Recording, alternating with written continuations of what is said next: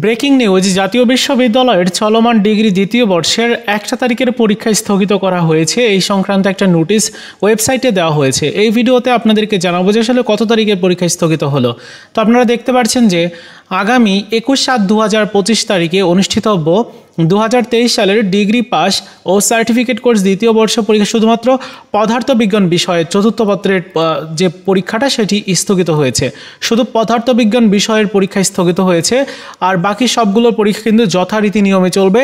ওই যে রুটিনটা আপনাদের রয়েছে, পরবর্তীতে যেটা সংশোধিত রুটিন আর কি, ওই রুটিনের যে সময়সূচি, ওই সময়সূচি অনুযায়ী পরীক্ষা হবে। শুধুমাত্র পদার্থবিজ্ঞান বিষয়ের পরীক্ষা স্থগিত হয়েছে। এদিকে আজকে গোপালগঞ্জে হামলা হয়েছে, ওইখানে কারফিউ ডাকা হয়েছে। সো সব কিছু মিলিয়ে যে পরিস্থিতি রয়েছে, এই পরিস্থিতিতে আরও কয়েকটা পরীক্ষা স্থগিত হতে পারে।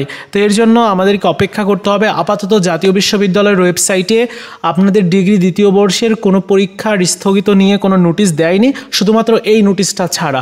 ঠিক আছে, সো আপাতত আপনারা অপেক্ষা করেন, যদি নোটিশ আসে তাহলে অবশ্যই আমি আপনাদেরকে জানিয়ে দেবো বিষয়টা। তো এই ছিল আজকের মতো ভিডিও। দেখা হচ্ছে নতুন ভিডিওতে। ভালো থাকুন সবাই, ধন্যবাদ।